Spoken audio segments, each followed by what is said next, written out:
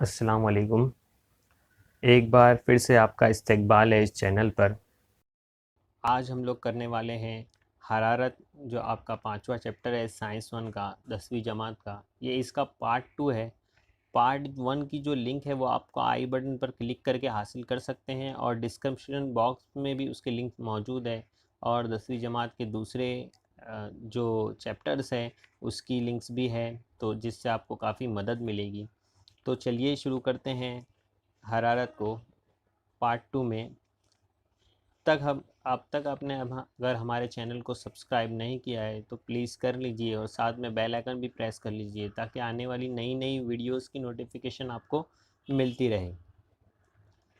इससे पहले हमने इस चैप्टर को कवर किए हैं। अब हमारा जो सेकंड पार्ट है वो शुरू होता है नुक्ते शबनम और रुतूबत से। ज़मीन की सतह का 71% हिस्सा पानी से ढका है, यानी 71% हिस्सा ज़मीन का जो है वो पानी से ढका हुआ है। पानी की मुसलसल तबखीर होने की वजह से फ़िज़ा में हमेशा कुछ मकदार में भाप मौजूद होती है। यानी जो पानी की तबखीर होती रहती है समुंदर से, तो कुछ ना कुछ मकदार में हमेशा वहाँ पर भाप मौजूद होती है। ठीक है, हवा के अंदर पानी मौजूद होता है आबी बुखारात की शक्ल में।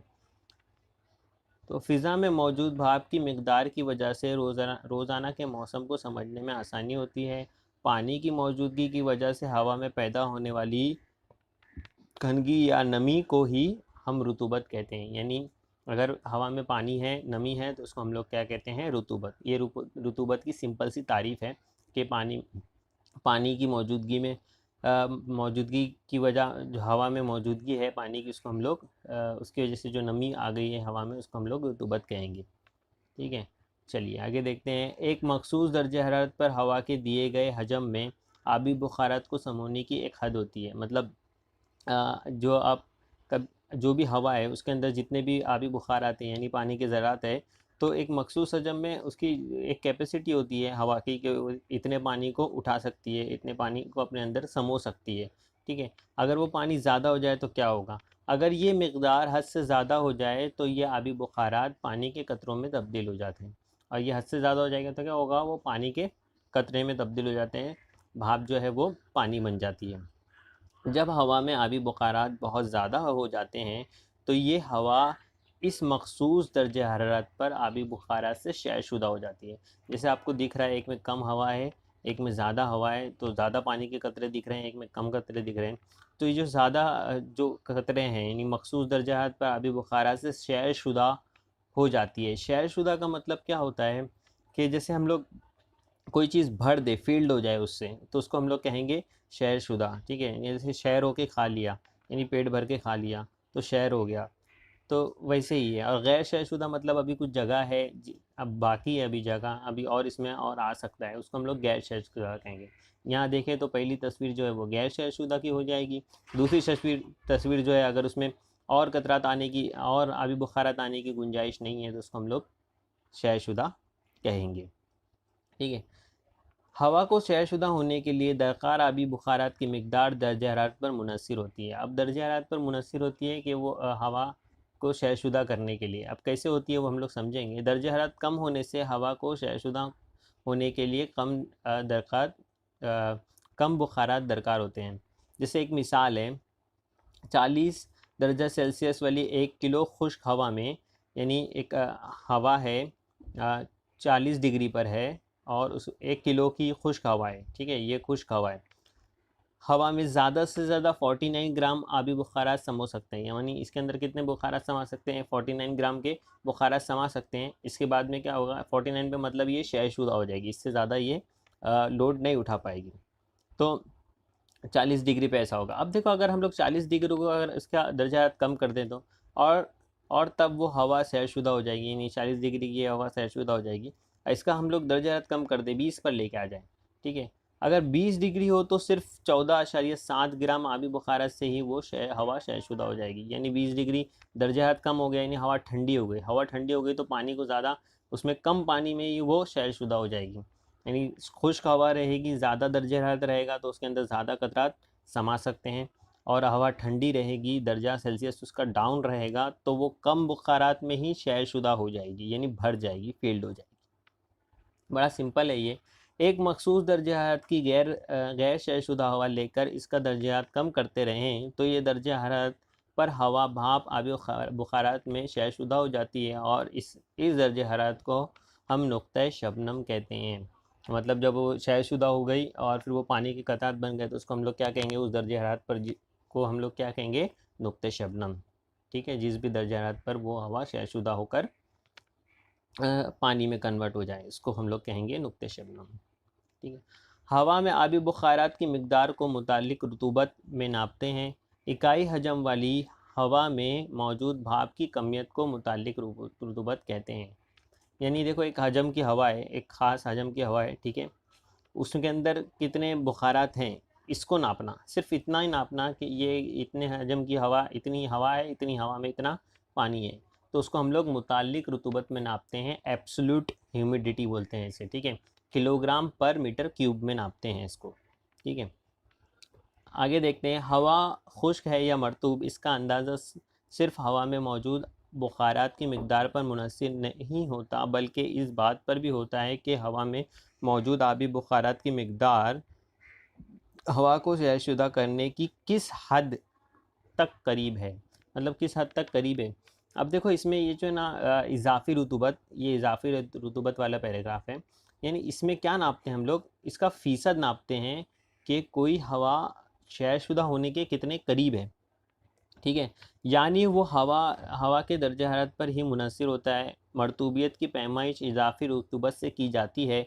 हवा के मखसूस हजम दर्जा हरारत पर इसमें मौजूद बुखारात की कमियत और हवा को शैशुदा करने के लिए दरकार आबी बुखारात की कमियत। देखो, मुतालिक रुतूबत जो इससे पहले हम लोग ने देखे एब्सोल्यूट ह्यूमिडिटी, उसमें क्या था कि एक ख़ास हजम की हवा में कितना आबी बुखारात है, कितना पानी है, इसको हम लोग उसमें मुतालिक रुतूबत में पता करते थे। अब इजाफ़ी रुतूबत और क्या है, तो इजाफ़ी रुतूबत में क्या होगा कि कोई एक ख़ास हजम की हवा है, उसको शैशुदा करने के लिए, यानी इसको भरने के लिए कितने आबी बुखारात दरकार हैं, इसकी कमियत को हम लोग जब फ़ीसद में नापेंगे तो हम लोग उसे इजाफ़ी रुतूबत कहेंगे। यानी अगर आप देखो एब्सोल्यूट ह्यूमिडिटी और रिलेटिव ह्यूमिडिटी, यानी मुतालिक रुतूबत और इजाफ़ी रुतूबत में क्या फ़र्क है, तो फ़र्क ये है कि उसमें सिर्फ एक हजम में मौजूद हवा में कितने बुखारात है उसको नापते हैं, और इसमें उसको शैशुदा करने के लिए कितने बुखारात की ज़रूरत है इसको हम लोग परसेंटेज में नापते हैं यहाँ पर। ठीक है, उसका देखो आपको दिया हुआ है फ़ीसद का भी कैसा निकालना है। इजाफ़ी रुतूबत का फ़ीसद ऐसा निकलेगा कि मखसूस हजम में मौजूद भाप की कमियत, यानी वो मुतालिक रुतूबत, मखसूस हजम की हवा को शैशुदा करने के लिए दरकार भाप की कमियत, यानी कितनी हवा और कितने और बुखारात लगेंगे या दर्जे हरारत को डाउन करना पड़ेगा कि वो हवा शैशुदा हो जाए। तो इसको जब हम लोग निकालेंगे इसका, तो हमको पता चलेगा इजाफ़ी रुतूबत क्या है। इसकी एक और मिसाल हम लोग देखेंगे तो समझ में आएगा। जैसे देखो, नुक्ते शबनम के दर्जा हरारत पर इजाफ़ी रुतूबत 100 होती है, यानी 100 इजाफ़ी रुतूबत आ रही है किसी की, हम लोग निकाल रहे हैं उस ज़ाब्ते से, तो यानी वो नुक्ते शबनम है। ठीक है, यानी पूरी हवा फील्ड है वाटर से। देखो, जैसे यहाँ पर एक एग्जाम्पल के लिए तस्वीर दी हुई है कि 10,000 सेल्सियस पर रिलेटिव ह्यूमिडिटी जो है 100 है, यानी इजाफी रुतूबत जो है वो 100 है, तो वो पूरा हवा जो है वो वाटर वेपर से, यानी भाप से, पानी की भाप से भरी हुई है। अब देखो, दर्जा हरारत कम हो गया, मतलब दर्जा हरारत बढ़ गया, 20 डिग्री पर पहुंच गया, 20 ले लो आप, 40 ले लो, कुछ भी समझ सकते हो। तो यहाँ क्या हो गया, यहाँ हम लोग ये देखेंगे, अगर हवा में इजाफी रुतूबत 60 से ज़्यादा हो तो हवा मरतूब है, यानी ये दरमियान वाला जो हिस्सा है उसको हम लोग मरतूब कह सकते हैं कि इसमें 60 से ज़्यादा है लेकिन अभी शबनम नहीं बनी है। और लास्ट वाला देखेंगे, देखो, अगर इजाफी रुतूबत 60 से कम हो तो हवा खुश्क है। अभी ये हवा जो है 40% वाली क्या हो गई, इसमें 40% ही वाटर वेपर है, यानी पानी की भाप है, तो ये क्या हो गई, खुश्क हवा है। बीच वाली मरतूब हवा है, और पहली वाली जो है वो उसमें बुखारा ज़्यादा है, यानी वो शैरशुदा हो चुकी है। ठीक है, तो उसको हम लोग क्या कहेंगे, नुक्ते शबनम। और ये दोनों शैरशुदा नहीं है, इन दोनों को शैरशुदा करने के लिए इनका दर्जा हरारत कम करना पड़ेगा, या इनके अंदर जो भाप पानी की भाप की मिकदार है उसको बढ़ाना पड़ेगा। ठीक है, यहाँ 60 है तो 40 इसमें डालना पड़ेगा, तब ये भी शैरशुदा हो जाएगी, और यहाँ 60 डालना पड़ेगा तीसरे वाले में, तब ये भी शैरशुदा होगी। तो इसको पता करने के लिए हम लोग इजाफी रुतूबत का इस्तेमाल करते हैं। चलिए आगे बढ़ते हैं। अब आपको यहाँ एक सवाल दिया हुआ है, 2 सवाल दिए हुए हैं। ये सिंपल एकदम इजी सवाल है। फ्रिज से पानी की ठंडी बोतल निकाल कर टेबल पर रखें और थोड़ी देर बाद बोतल की बैरूनी सतह का मुशाहिदा कीजिए। ये आपने देखा ही होगा कि बाहर भी पानी नज़र आता है बोतल पे। तो पानी कहाँ से आया? अंदर से तो नहीं आया।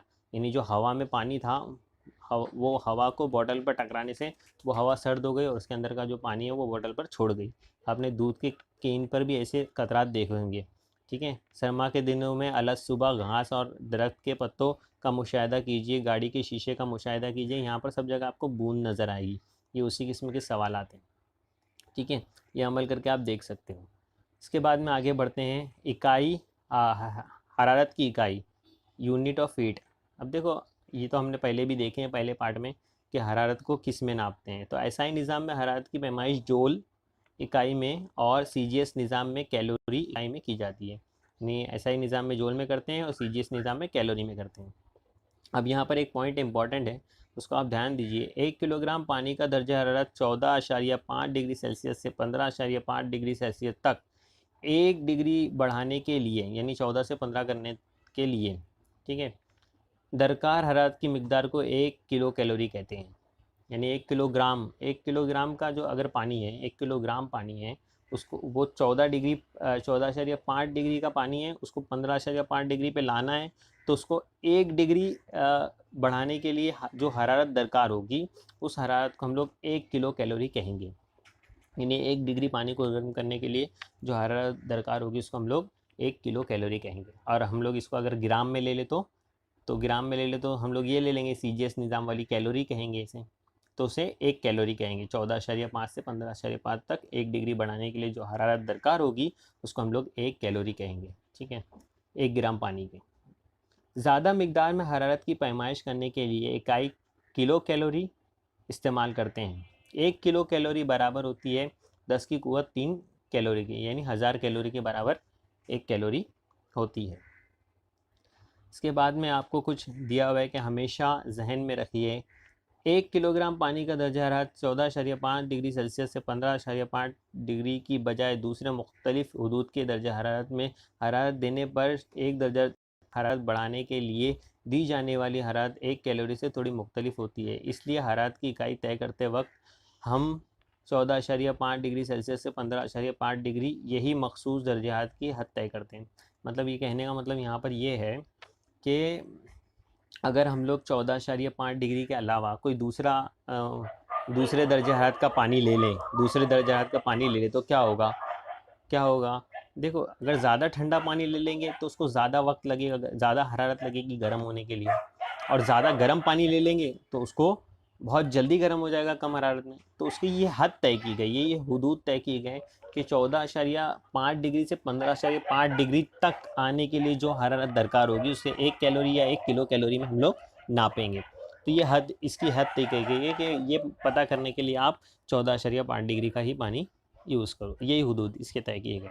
हरारत की पैमाइश जूल इकाई में भी की जाती है। कैलोरी और जूल के दरमियान ताल्लुक़ को इस ज़ाब्ते से देख सकते हैं। देखो, 1 किलो कैलोरी किसके बराबर होता है? 1 कैलोरी किसके बराबर होता है? 4.18 जूल के बराबर होती है।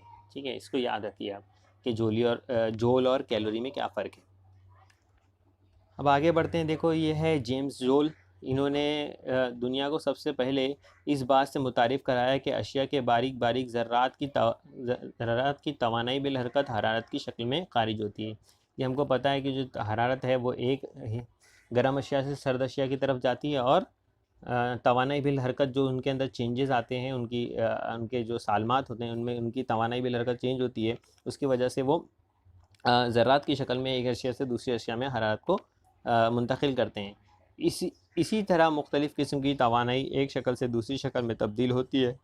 तवानाई की हरारत में तब्दीली से ही आगे चलकर थर्मोडायनामिक साइंस हरकियात की एक शाख का पहला उसूल हासिल हुआ। हरकियात की हरारत की पैमाइश के लिए इकाई जूल उनके नाम से मंसूब किया गया। मतलब ये जेम्स जूल, इनके नाम पर ये हरारत की जो इकाई है जूल रखी गई है। और इन्होंने ही पता लगाया था कि हरारत जो है वो तवानाई बिल हरकत की ज़र्रात की शक्ल में एक शय से दूसरी शय में मुंतकिल होती है, और दूसरी तवानाई भी उसी तरीके से मुंतकिल होती है। हरारत की खुसूसी इस्तेदाद, ये आपका नया टॉपिक है और बड़ा इम्पोर्टेंट टॉपिक है, तो ज़रा ध्यान दीजिए, गौर से सुनिए बच्चों। इसमें क्या हो रहा है, देखो यहाँ पे एक शक्ल देखोगे, यही आप शक्ल याद रखोगे तो आपका काम हो जाएगा। इसमें क्या है, मोम की मोटी तय है ये, उसके अंदर लोहे का एक बॉल है, एक तांबे का और एक शीशे का बॉल है। अब करे यहाँ करना क्या है इसमें अमल में यहाँ पर, कि ये तीनों जो गेंद है, ये तीनों को एक ही वज़न की गेंद को, एक ही कमियत की गेंद को एक साथ हरारत देना है एक ही वक्त तक, और तीनों को निकाल कर ये मोम में छोड़ देना है। तो कौन सी जो गेंद है वो मोम में ज़्यादा धंसेगी, तो लोहा धंस रहा है, फिर उसके बाद तांबा धंस रहा है, उसके बाद शीशा धंस रहा है। यानी क्या हुआ, इनको एक साथ हमने हरारत दिए, सब ने हरारत जज्ब किए, है ना, और गर्म हो गई तीनों गेंदें। लेकिन छोड़ने के बाद में वो मोम में एक गेंद ज़्यादा जाती है, एक गेंद कम जाती है और एक गेंद उससे कम जाती है। मतलब तीनों ने अलग अलग हरारत जज्ब की है। यानी हरारत जज्ब करने की खासियत हर कुर्रे की क्या है, हर गेंद की क्या है, अलग है। तीनों कुर्रों की जो हरारत जज्ब करने की सलाहियत है, खासियत है, वो अलग अलग है, जबकि हमने हरारत तो एक ही दी थी। ठीक है, तो इसी खासियत को हरारत की खुसूसी इस्तेदाद कहते हैं, स्पेसिफ़िक हीट कैपेसिटी कहते हैं इसे, खुसूसी इस्तेदाद कहते हैं कि ये मखसूस एक खुद की ताकत है, इस्तेदाद है कि कोई कितनी हरारत जज़्ब कर लेता है। ठीक है, तो एक इसकी तारीफ़ है, ये इकाई कमियत की शय का दर्जा हरारत 1 डिग्री सेल्सियस से बढ़ाने के लिए दरकार हरारत ही इस शय की हरारत की खुसूसी इस्तेदाद है। यानी 1 डिग्री सेल्सियस बढ़ाने के लिए जो दरकार हरारत है, उसे उस शय की हरारत की खुसूसी इस्तेदाद कहेंगे, है ना। कोई 1 डिग्री जल्दी बढ़ जाएगा, कोई 1 डिग्री बढ़ने के लिए टाइम लगेगा, तो हर एक की खासियत अलग होगी, उसी को हम लोग हरारत की खुसूसी इस्तेदाद कहेंगे। अब देखो एक चार्ट दिया हुआ है आपको, ठीक है। हरारत की खुसूसी इस्तेदाद को हुर्फ सी से ज़ाहिर करते हैं, ये याद रखना, आपको सॉल्यूशन में काम आएगा कि हरारत की खुसूसी इस्तेदाद को सी से ज़ाहिर करते हैं। आईएस निज़ाम में हरारत की खुसूसी इस्तेदाद की इकाई किलो जोल डिग्री सेल्सियस है, जबकि सीजीएस निज़ाम में इसकी इकाई जो है कैलोरी ग्राम डिग्री सेल्सियस है। ठीक है, यहाँ पर आप ये एक चीज़ याद रख लो कि जैसे अशिया में यहाँ पर पानी दिया हुआ है, हरारत की खुसूसी इस्तेदाद यानी सी कितना दिया हुआ है, 1.0। ठीक है, तो 1.0 ये हरारत की खुसूसी इस्तेदाद यहाँ पर दी गई है। इसके बेस पे आप सोल्यूशन वगैरह कर सकते हो कि ये पानी का याद रख के कि पानी की हरारत की खुसूसी इस्तेदाद जो है वो 1.0 है, 0 कैलोरी ग्राम में है। ठीक है, ग्राम डिग्री सेल्सियस है। उसके बाद देखो यहाँ पर आपको कुछ एक ज़ाब्ता निकल कर आता है हरारत की खुसूसी इस्तेदाद का। शय की हरारत की खुसूसी इस्तेदाद सी और इसकी कमियत एम हो, और शय का दर्जा हरारत डेल्टा टी डिग्री सेल्सियस बढ़ाई जाए, तो शय की जज़्ब करदा हरारत दिए गए ज़ाब्ते से हासिल कर सकते हैं। देखो अगर कोई शय ने कितनी हरारत जज़्ब की ये पता करना है, तो पहले तो हम लोग उसकी जो कमियत होगी वो लिखेंगे, फिर उसकी जो हरारत की खुसूसी इस्तेदाद होगी वो लिखेंगे, फिर कितनी उसके दर्जा हरारत में फ़र्क आया, यानी जो पहले कितने दर्जा हरारत पे थी और बाद में गर्म करने के बाद वो कितने दर्जा हरारत पर आई, तो उसका जो दर्जा हरारत का फ़र्क होगा ना, जो इजाफा होगा या जो फ़र्क होगा, उसको हम लोग यहाँ पर लिखेंगे डेल्टा टी में।